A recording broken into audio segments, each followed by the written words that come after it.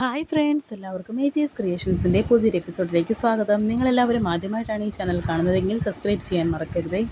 സച്ചിയുടെ ഭാര്യ തന്നെയാണ് അർച്ചന എന്ന് ഇപ്പോൾ മനസ്സിലാക്കിയിരിക്കുകയാണ് ഗോകുൽ. എന്നാൽ ഗോകുലിന് അതിപ്പോഴും വിശ്വസിക്കാൻ സാധിക്കുന്നില്ല. അതിപ്പോഴും സമൃദ്ധയാണ് എന്ന് തന്നെയാണ് ഗോകുൽ വിശ്വസിക്കുന്നത്.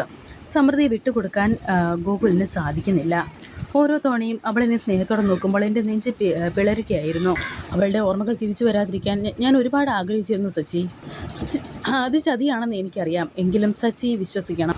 തെറ്റായ ഒരു നോട്ടം കൊണ്ട് പോലും ഞാൻ സമൃദ്ധിയെ കണ്ടിട്ടില്ല. ഭാര്യ എന്ന അർത്ഥത്തിൽ, ഭാര്യ എന്ന അവകാശത്തിൽ ഞാൻ അവളുടെ ഒരു വിരൽത്തുമ്പിൽ പോലും സ്പർശിച്ചിട്ടില്ല. അവൾ ഇപ്പോഴും പഴയ അർച്ചനയായി അതേ വിശുദ്ധിയോടെയാണ് ജീവിക്കുന്നത് എന്നൊക്കെ ഗോകുൽ പറയുമ്പോൾ ആരതി പറയുന്നുണ്ട്, ഇനി അതൊക്കെ പറഞ്ഞിട്ട് എന്താണ് സാർ കാര്യം? ഇതിലും വലിയൊരു ക്രൂരത വേറെയുണ്ടോ? മറ്റൊരാളുടെ ഭാര്യയെ സ്വന്തമാക്കാൻ സാർ ചെയ്തത് വലിയൊരു കുറ്റകൃത്യമാണ്. സാറിൻ്റെ ഈ കുറ്റസമ്മതത്തിന് സത്യത്തിൻ്റെ പിൻബലം ഒട്ടുമില്ല. ഉടനെ സച്ചി പറയുന്നുണ്ട്, അവൾ എൻ്റെ ഭാര്യയാണ്. വിവാഹ സർട്ടിഫിക്കറ്റ് മുതൽ സർവ്വ തെളിവുകളും എൻ്റെ കയ്യിലുണ്ട്. നിയമം എൻ്റെ കൂടെയാണ്. ഇപ്പോൾ തന്നെ ഞാൻ എൻ്റെ വീട്ടിലേക്ക് അവളെ കൊണ്ടുപോകും. ഞാൻ കൊണ്ടുപോയി അവളെ ചികിത്സിച്ചോളാം. ഉടനെ ആരതിയും പറയുന്നുണ്ട്, ഇത്രയും സീനിയറായ അനുഭവ സമ്പത്തുള്ള ഒരാളിൽ നിന്നും ഞാൻ ഇത്രയും പ്രതീക്ഷിച്ചില്ല. ഞാൻ ഓരോ കേസുകൾ നടത്തുമ്പോഴും അതിൽ ജയിക്കുമ്പോഴും ഞാൻ സാറിനെ ഒരു ഗുരുസ്ഥാനത്താണ് കണ്ടിരുന്നത്. ഇപ്പോൾ ആ വിഗ്രഹം മുടഞ്ഞുപോയി. മറ്റൊരാളുടെ ഭാര്യയെ, മരിച്ചുപോയ സ്വന്തം ഭാര്യയുടെ പേരിൽ ഇത്രയും നാൾ കണ്ടത് അത് വലിയൊരു കുറ്റകൃത്യം തന്നെയാണ്. സച്ചി സാറിനെതിരെ കേസ് കൊടുത്താൽ 7 വർഷം വരെ ജയിലിൽ കിടക്കേണ്ടി വരും. അത് ഞാൻ സാറിന് പറഞ്ഞു തരേണ്ടതില്ലല്ലോ എന്നിങ്ങനെ ചോദിക്കുന്നുണ്ടായിരുന്നു. ലോകമറിയാതെ ഇത്രയും നാൾ ഇങ്ങനെ ഒളിപ്പിച്ചു വയ്ക്കാൻ നിങ്ങൾക്ക് എങ്ങനെയാണ് ധൈര്യം വന്നത് എന്ന് സച്ചി ചോദിക്കുമ്പോൾ, നിങ്ങൾ പറയുന്നതെല്ലാം സത്യമാണ്. ഞാൻ ചെയ്തത് തെറ്റാണ്, ഒരുപക്ഷെ വലിയ പാപം. പക്ഷേ എനിക്കൊരു അപേക്ഷയുണ്ട്. അർച്ചനയുടെ ഇപ്പോഴത്തെ അവസ്ഥ കൂടി സച്ചി ഒന്ന് മനസ്സിലാക്കണം. അവളെ ബലമായി സച്ചി പിടിച്ചുകൊണ്ട് പോകാൻ ശ്രമിച്ചാൽ അവൾ കൂടെ വരുമെന്ന് സച്ചിക്ക് തോന്നുന്നുണ്ടോ? ഓർമ്മകൾ തിരിച്ചു പിടിക്കാനുള്ള ചികിത്സയിലാണ് അവളിപ്പോൾ. ആ മഠത്തിൽ നടത്തിയ പൂജകളെല്ലാം സച്ചിക്ക് അറിയാവുന്നതല്ലേ?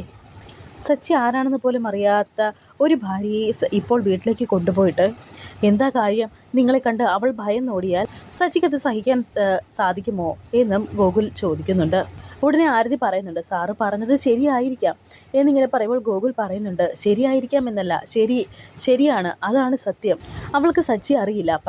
പഴയ ഓർമ്മയുടെ ഒരു തരി പോലും അർച്ചനയിൽ ഇപ്പോൾ ഇല്ല. അവളിപ്പോൾ പൂർണ്ണമായും സമൃദ്ധയാണ്.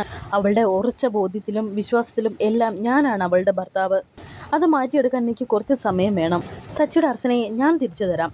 സച്ചിയുടെ കൂടെ ജീവിച്ച ആ അർച്ചനയെ അതേ തെളിമയോടെ, അതേ അർച്ചനയായിട്ട് തന്നെ ഞാൻ സച്ചിക്ക് തിരിച്ചു തരും, സച്ചിയെ സ്നേഹിക്കുന്ന ഭാര്യയായിട്ട്. പക്ഷേ അതിന് ഒരല്പം സമയം എനിക്ക് വേണം. എനിക്കും ഒരു കുടുംബമുണ്ട്. അത് തകർന്നു പോകുന്നത് എനിക്ക് സഹിക്കില്ല. സച്ചിക്ക് അറിയുമോ, ഇപ്പോഴാ കുടുംബത്തിൻ്റെ നട്ടലാണ് അർച്ചന. അവൾ സമൃദ്ധയല്ല, അർച്ചനയാണെന്ന് പറഞ്ഞ് ബോധ്യപ്പെടുത്താനുള്ള ഒരു സമയം എനിക്കത് തരണം. ഇല്ലെങ്കിൽ സച്ചിക്ക് അവളെ കൊണ്ടുപോകാൻ സാധിക്കില്ല. ഇനിയിപ്പോൾ പോലീസിൻ്റെയും കോടതിയുടെയും സഹായത്തോടെ നിർബന്ധിച്ച് അവളെ കൊണ്ടുപോയാൽ പിന്നെ അവളൊരു ഭ്രാന്തിയാകും, അല്ലെങ്കിൽ അവൾ ആത്മഹത്യ ചെയ്യും എന്നൊക്കെ ഗോകുൽ ഇപ്പോൾ സച്ചിയോട് പറയുന്നുണ്ട്. ഇത് കേട്ട് സച്ചിയും ആരതിയും ഒന്നും ഞെട്ടി നിൽക്കുന്നുണ്ട്. അർച്ചനയുടെ മേലുള്ള എല്ലാ അവകാശവും സച്ചിക്കുണ്ട്. സച്ചിയെ തിരിച്ചറിഞ്ഞ് അവൾ നിൻ്റെ കൂടെ വരാൻ തയ്യാറായാൽ ഞാൻ എതിര് പറയില്ല. വേണമെങ്കിൽ ഞാൻ സച്ചിയുടെ കാല് പിടിക്കാം. അതുവരെ എനിക്ക് സമയം തരണം. അല്ല, ഇനിയും അർച്ചനയുടെ മരണമാണ് സച്ചി ആഗ്രഹിക്കുന്നതെങ്കിൽ നിങ്ങൾക്ക് അവളെ കൊണ്ടുപോകാം. സച്ചി, നമ്മൾ രണ്ടുപേരും ഒരേ ദുഃഖം അനുഭവിച്ചവരാണ്. അർച്ചനയോടൊത്തുള്ള നല്ലൊരു ജീവിതം സച്ചിക്ക് കിട്ടുമെങ്കിൽ അതിലെനിക്ക് സന്തോഷമേ ഉള്ളൂ. പക്ഷേ ഓർമ്മകളെല്ലാം തിരിച്ചു കിട്ടി എല്ലാം മനസ്സിലാക്കാനുള്ള ഒരു സാവകാശം അത് അർച്ചനയ്ക്ക് കൊടുത്തേ പറ്റൂ എന്ന് ഗോകുൽ പറയുന്നുണ്ട്. അതുവരെ സച്ചി ഈ വിവരം വീട്ടിൽ ആരോടും പറയരുത്. പറഞ്ഞാൽ എല്ലാവരും കൂടി അർച്ചനയെ അന്വേഷിച്ചു വരും. അവരെ ആരെയും അർച്ചനയ്ക്ക് തിരിച്ചറിയണമെന്നില്ല. പിന്നെ എല്ലാവർക്കും അത് സങ്കടമാകും. അതുകൊണ്ട് നമ്മൾ മാത്രം ഈ കാര്യം അറിഞ്ഞാൽ മതി. എന്നോട് ക്ഷമിക്കണം. നിങ്ങൾ കാത്തിരുന്നേ പറ്റൂ. സച്ചിയുടെ പഴയ അർച്ചനയെ ഞാൻ തിരിച്ചു തരും, ഇതെൻ്റെ ഉറപ്പാണ് എന്നെല്ലാം വളരെയധികം വിഷമത്തോടെ കരഞ്ഞുകൊണ്ട് ഗൂഗിൾ ഇപ്പോൾ സച്ചിയോട് പറയുന്നു.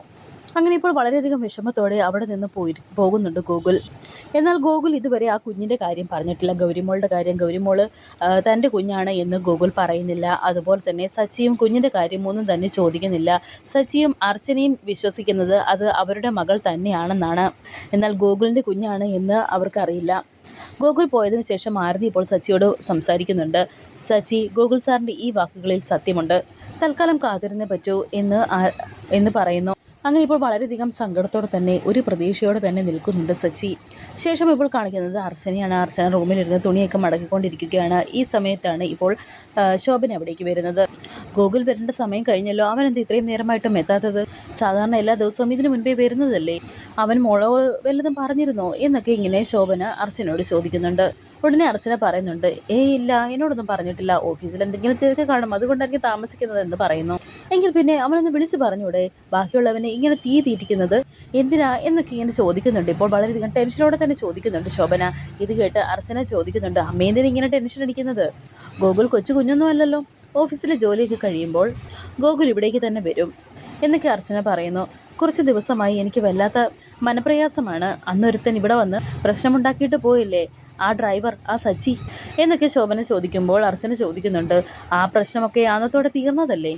ഉടനെ ശോഭന പറയുന്നുണ്ട്, ഭ്രാന്ത് പിടിച്ച ഒരുത്തനാണവൻ എന്ന് ശോഭന പറയുന്നത് കേട്ട് അർച്ചന ഇങ്ങനെ മനസ്സിൽ വിചാരിക്കുന്നുണ്ട്, സച്ചിയേടൻ ഗോകുലിനെ എന്തെങ്കിലും ചെയ്യുമോ എന്ന് അമ്മയ്ക്ക് നല്ല ഭയമുണ്ട്.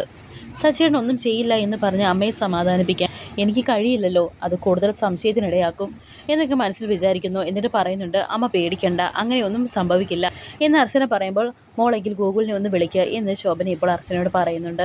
അങ്ങനെ ഇപ്പോൾ അർച്ചന ഗോകുലിനെ വിളിക്കുകയാണ്. ഗോകുലാണെങ്കിൽ കാറ് ഓടിച്ചുകൊണ്ടിരിക്കുകയായിരുന്നു. അർച്ചനയുടെ കോള് കാണുന്നുണ്ട്. എന്നാൽ ഫോൺ എടുത്ത് സംസാരിക്കാനുള്ളൊരു മാനസികാവസ്ഥയിലായിരുന്നില്ല ഗോകുൽ വണ്ടി ഓടിക്കുമ്പോഴും ഇരുന്ന് കരയുകയാണ്. അർച്ചനയുടെ കോള് കാണുന്നതനുസരിച്ച് ഇപ്പോൾ വിങ്ങി പൊട്ടുന്നുണ്ട് ഗോകുൽ. ഫോൺ എടുത്തൊന്ന് സംസാരിക്കാൻ ഗോകുലിന് സാധിക്കുന്നില്ല.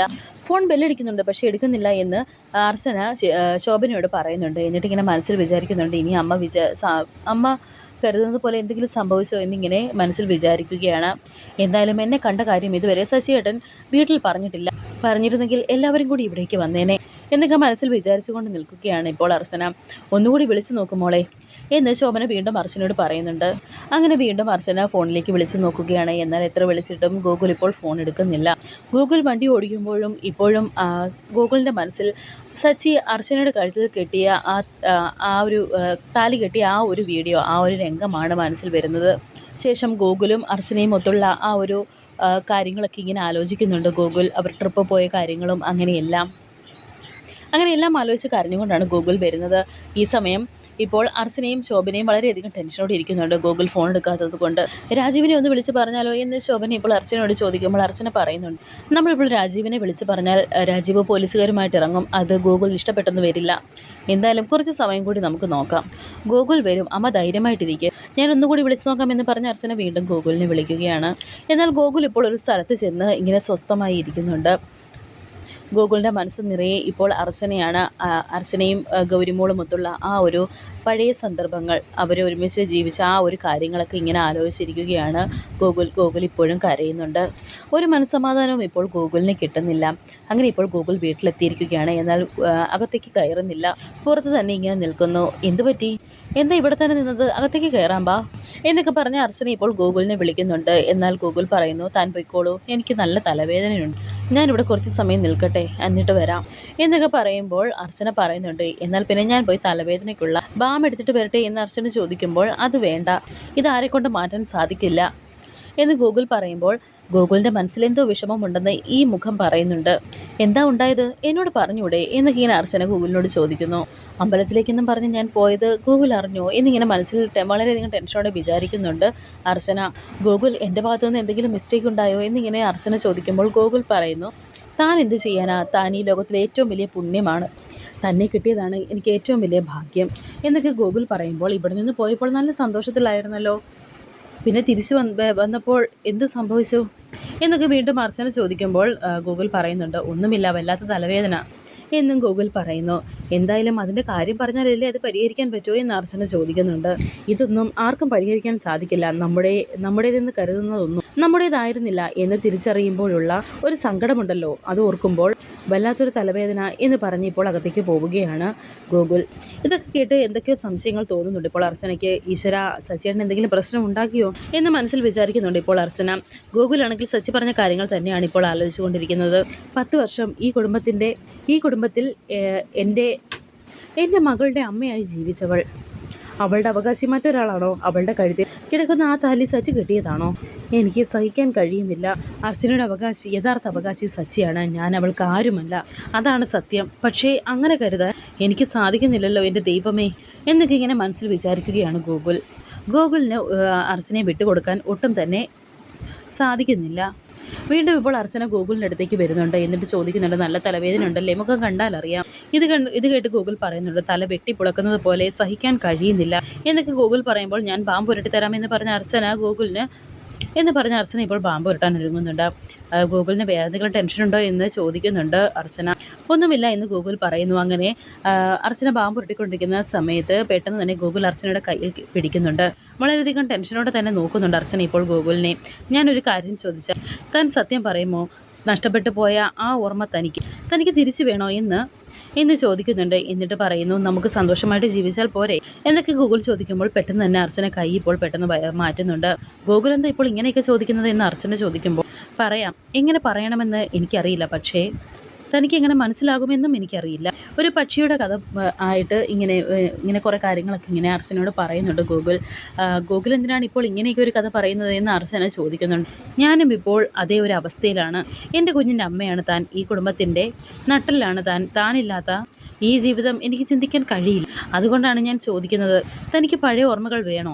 തൻ്റെ എല്ലാ അന്വേഷണങ്ങളും ഇവിടെ വെച്ച് അവസാനിപ്പിച്ചുകൂടെ? ഓർമ്മകൾ തിരിച്ചു കിട്ടിയാൽ താനാകെ മാറിപ്പോകും എന്ന ഭയത്തിലാണ് ഓരോ നിമിഷവും ഞാൻ കഴിഞ്ഞു പോകുന്നത്. ഞാൻ എന്ത് ചെയ്യണമെന്ന് എന്നൊക്കെ ഗൂഗിളിൽ ഇപ്പോൾ അർച്ചനോട് പറയുന്നുണ്ട്. എന്നിട്ട് പറയുന്നത്, സോറി, ഞാൻ പറഞ്ഞത് തനിക്ക് സമാധാനം കെടുത്തിയെങ്കിൽ സോറി, താനെങ്കിൽ പോയി കിടന്നോളൂ എന്നൊക്കെ ഗൂഗിൾ പറയുന്നുണ്ട്. അങ്ങനെ ഇപ്പോൾ വളരെയധികം സങ്കടത്തോടെയും ടെൻഷനോടെയും ഇപ്പോൾ അർച്ചന അവിടെ നിന്നും പോകുന്നുണ്ട്. താഴോട്ട് പോകുമ്പോഴും അർച്ചന ഗൂഗിളിനെ വീണ്ടും തിരിഞ്ഞു നോക്കുന്നുണ്ട്. ഗൂഗിളാണെങ്കിൽ ആകെ വല്ലാതെ നിൽക്കുന്നുണ്ട്. വരാനിരിക്കുന്ന പുതിയ എപ്പിസോഡുകളുമായി വീണ്ടും കാണാം. Thank you for watching.